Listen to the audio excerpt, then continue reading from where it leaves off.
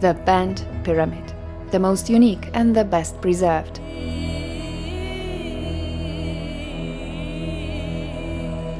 It's one of the most beautiful, largest and oldest in all of Egypt, and as you will see, it's the most challenging to explore. We're heading 30 kilometers south of Giza to the spectacular but less visited Memphite royal necropolis in Dahshur, located further away than other necropolises from the cultivated plains, so we're going to the remote desert.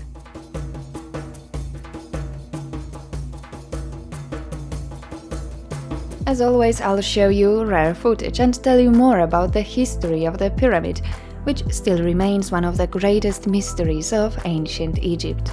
We will not only go inside the Bent Pyramid, but also its satellite pyramid. So, let's go!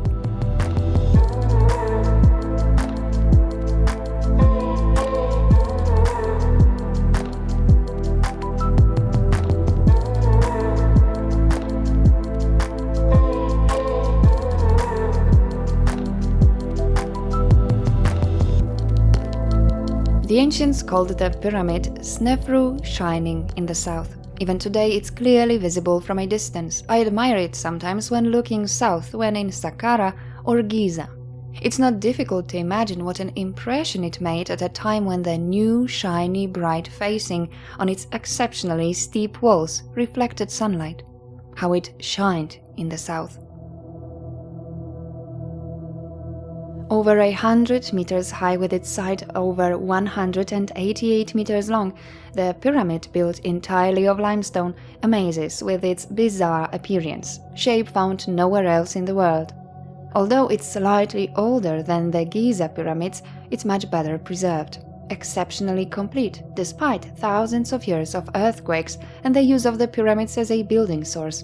Its external facing is still mostly in its original place. Forgotten for centuries, the Bent Pyramid was reopened in 1839 by the British Egyptologist and engineer John Shea Perring, who was the first to explore and describe its interior. Interestingly, the same Perring, together with Giovanni Battista Caviglia, excavated the Giza pyramids, and as an assistant to Richard Weiss, he participated in the opening of the Pyramid of Menkaure.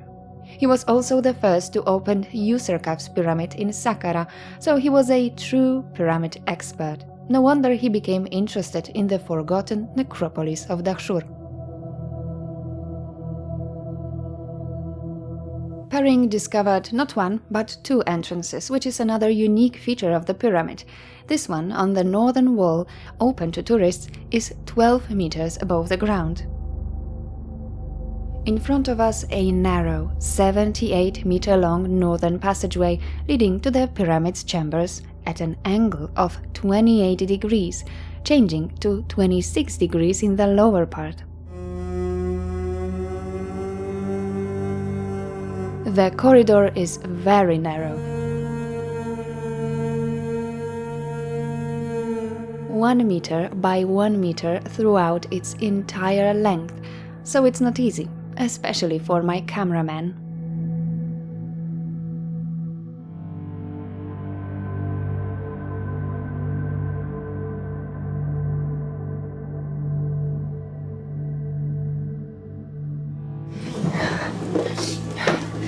This passageway never ends.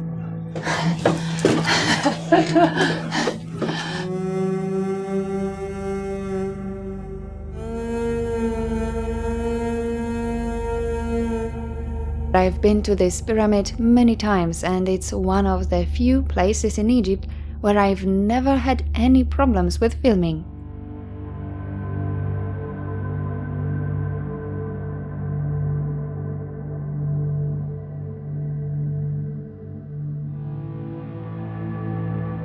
We finally reach the antechamber, the deepest, slightly strange room, only a meter wide, but 12 high. From here, up modern stairs, we get to the amazing lower chamber, measuring 5 by 6 meters. The chamber is 17 meters high, and its corbelled roof is impressive, even though, as you can see, the chamber is filled with these huge wooden stairs, which must have been placed here around 2019. when the pyramid was opened to visitors for the first time since 1965.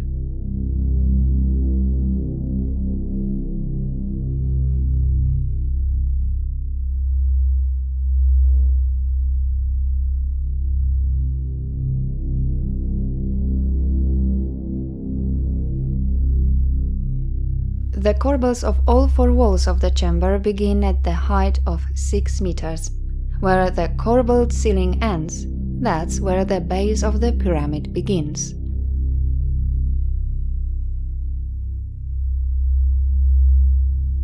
On the southern wall you can see a blocked entrance to the vertical shaft, which ends suddenly at a height of 15 meters. Its purpose is unknown.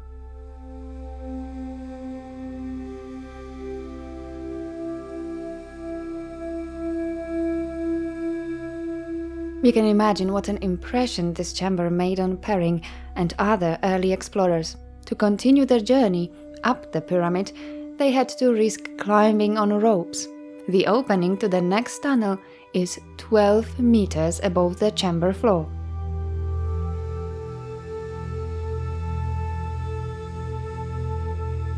Entrance to the so-called connecting tunnel to the upper chamber leads through a tiny hole, 92 by 74 centimeters. Although it looks like a tunnel carved by tomb robbers, it was most likely created late in the construction of the pyramid to, for some reason, connect the two chambers which were completely independent of each other. When Perrin arrived here in 1839, a papyrus rope was hanging from the tunnel entrance.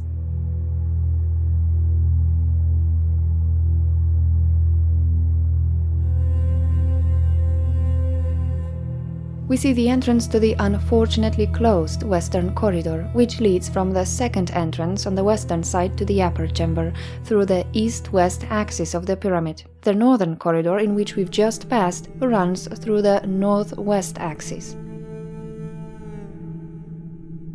The western corridor remained blocked until the 1950s. It's slightly steeper. Dust and bats make it difficult to move around.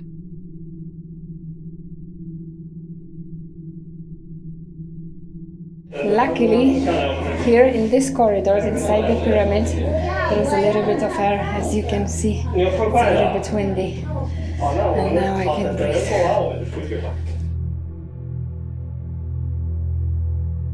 Interestingly, in 1947, a bat mummy in a wooden box dating back to the Ptolemaic period was found in the corridor, the only one of its kind in Egypt. Again, the same issue. We've got bats here. Living bats inhabit the upper interior of the pyramid to this day. Unfortunately, I really don't like bats since my first visit to Mastaba 17 in Meidum a few years ago.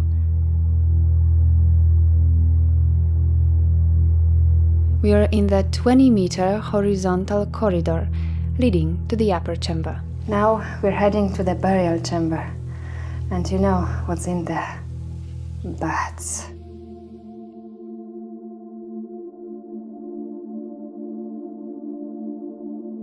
Although slightly lower, this chamber is larger than the lower chamber. It measures 8 by 5 meters. The upper chamber, also called the burial chamber, although no sarcophagus was ever found here, resembles more a grotto than a burial chamber. This is the result of several modifications that seem to have been made by the builders of the pyramid.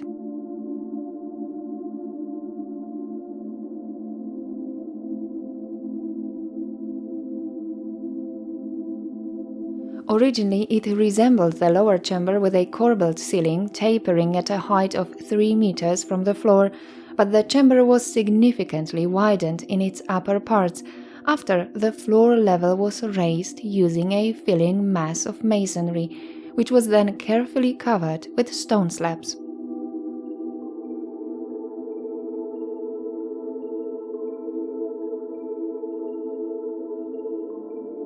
However, the cedar wood elements of the original frame structure weren't removed. Wooden beams stabilized and held the construction blocks of the side walls in place, while the stone courses of the pyramid were raised around it.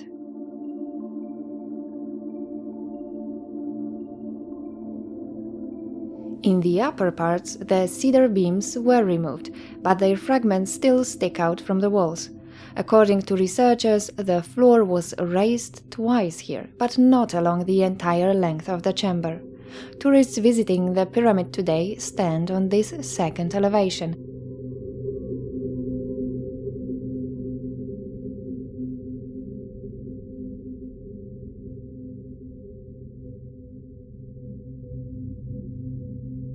Why was the floor of the chamber raised twice and completely rebuilt? Was it about strengthening the upper chamber? If so, why was the reconstruction abandoned? The chamber is clearly unfinished. Or maybe it's just perfect camouflage, and we're standing on Snefru's sarcophagus, buried under the floor.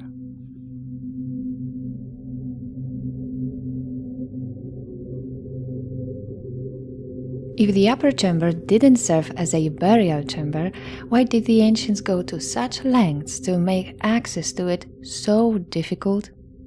Two massive portcullis slabs blocked this corridor, with a 4-meter deep shaft between them.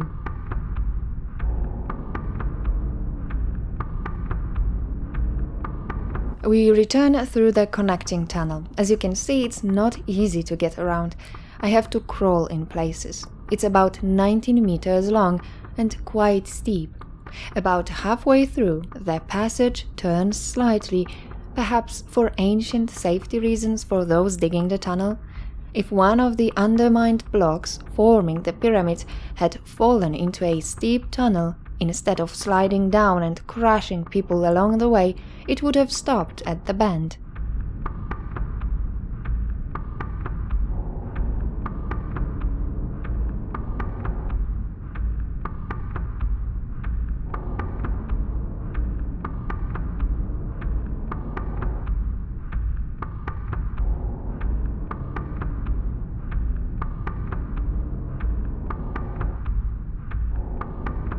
Here we can see beautifully preserved tool marks left on the blocks by ancient stonemasons.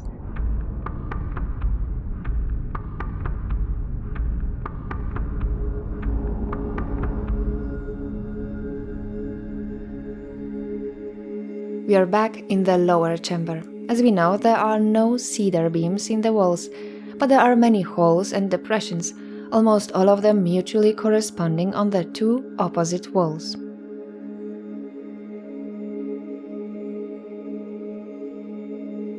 In the times of 19th century explorers, the corridors and chambers of the pyramid were filled with numerous piles of rubble, probably brought in and partly obtained from the ceiling of the upper chamber by treasure hunters, intended to serve as ramps or stairs, providing access to some rooms of the pyramid. Today, wooden stairs and sidewalks fulfill this function. The impressive interior of the pyramid amazes. Sometimes it seems chaotic and illogical, and sometimes it surprises with the precision and bold solutions that we see in later pyramids. However, it definitely reminds me more of the interior of the Meidum Pyramid than, for example, the Red Pyramid in Dahshur, also attributed to Snefru and which doesn't differ much from its successors from Giza. So the interior of the Bent Pyramid seems a bit more archaic to me.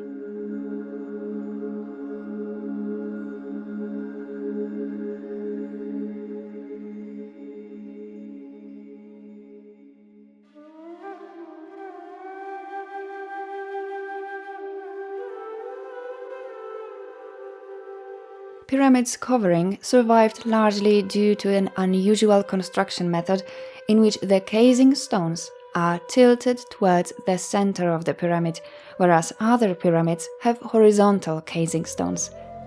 This tilt is clearly visible.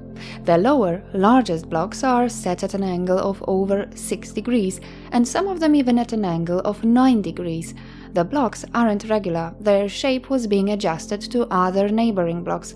In some places, the casing is double-layered. The facing was made of yellowish Mokattam limestone. The Mokattam Hills quarries were 40 kilometers away from the pyramid. They are now part of Cairo.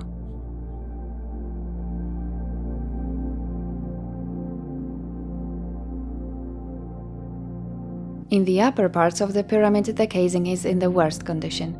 Much smaller blocks were arranged almost horizontally, inclined at an angle of only 3 degrees. They were therefore much less resistant to earthquakes. But why does a steep pyramid with a wall inclination of 54 degrees suddenly change its angle to 43 degrees at a height of 47 meters?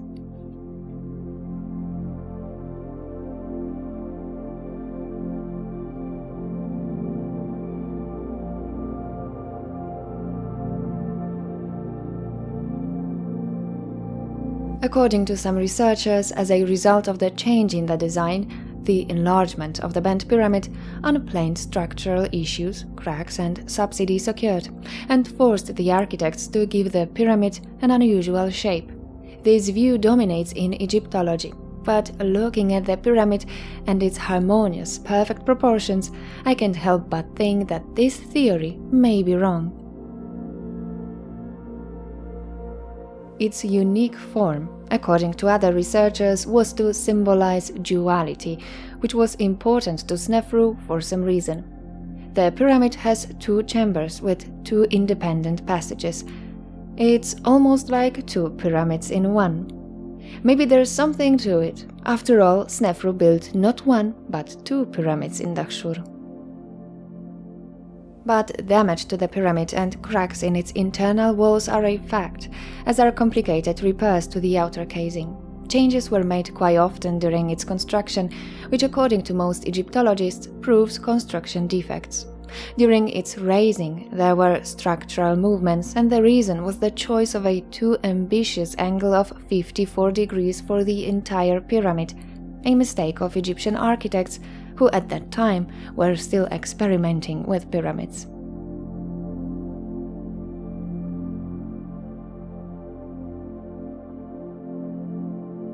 In fact, the upper part of the pyramid, above its bend compared to the lower part, seems to be built rather carelessly, with irregular, wavy stone courses.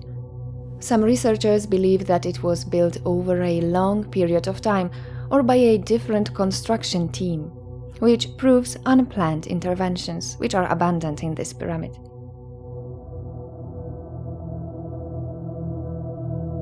If its shape is another accident at work of ancient architects, then we as humanity were incredibly lucky.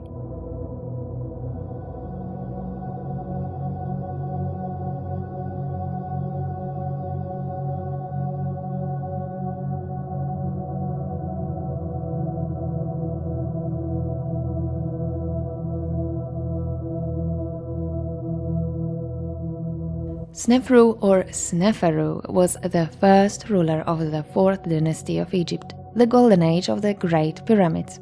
He reigned for at least 24 years, approximately 4,600 years ago. The length of his reign is proven by, among others, the oldest royal list known as the Palermo stone from the Fifth Dynasty, but also by the Ptolemaic historian from the 3rd century BC, Manetho, who considered Snefru the founder of the Fourth Dynasty. We use Manetho's classification to this day, although Snefru's predecessor, Huni, from the 3rd Dynasty, is generally considered to be his father.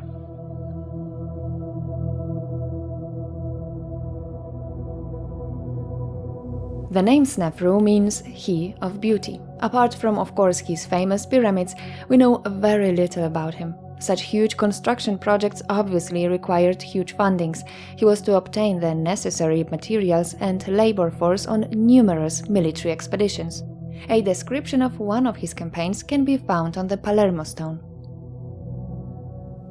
The building of Tuatawa ships of mere wood of 100 capacity and 60 royal boats of 16 capacity.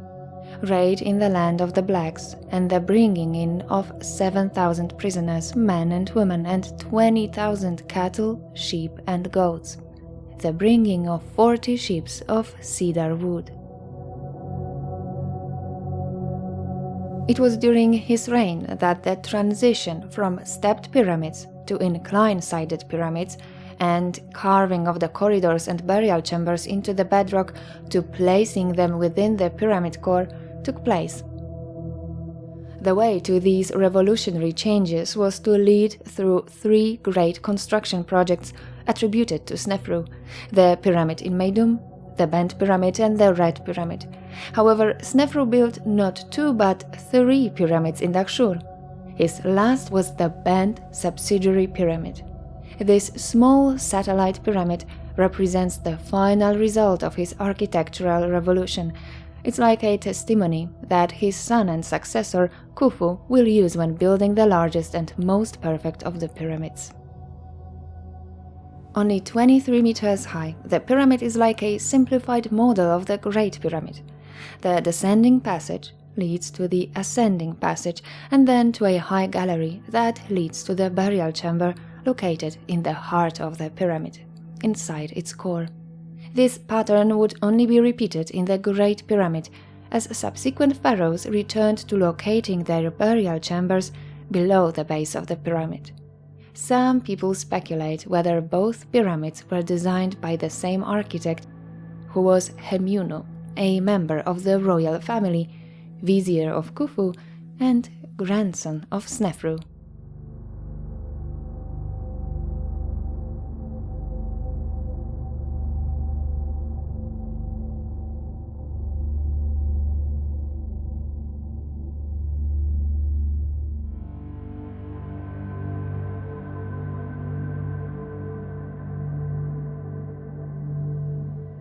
The presence of a satellite pyramid may point to the Bent Pyramid as the burial site of Snefru instead of the Red Pyramid, but that's just my guess.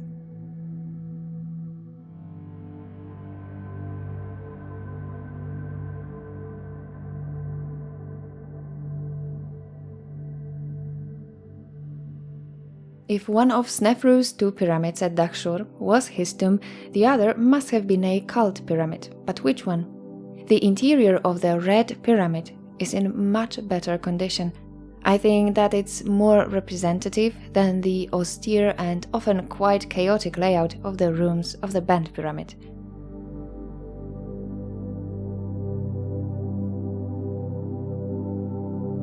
In front of the eastern wall of the pyramid are the remains of the Offering Temple. The remains of the larger Valley Temple, 700 meters away from the pyramid, are unfortunately inaccessible to visitors.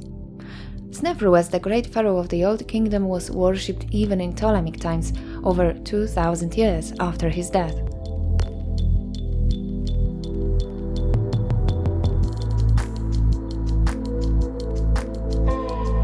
Large amounts of rubble that may have been used by the ancients as ramps and stairs inside, many traces of attempts by thieves to dig tunnels. It seems that the Bent Pyramid was their target. Did it contain a royal sarcophagus?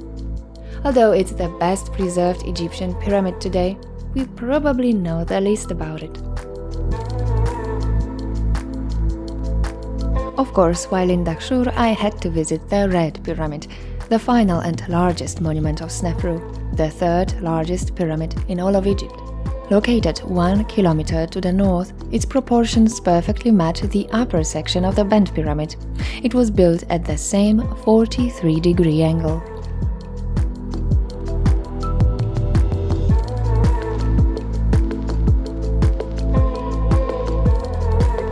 Thank you for watching. If you enjoy our historic journeys and want to help me continue this, please join my Patreon community, link below the description. Please like, comment and share my video with your friends. Special thanks to all supporters of my channel, both patrons and those sending super thanks. I truly appreciate that. Thank you. And if you're new here, I recommend you to watch my videos from Egypt, Malta, Turkey, Greece and Italy, and don't forget to subscribe to my channel to be up to date with new episodes.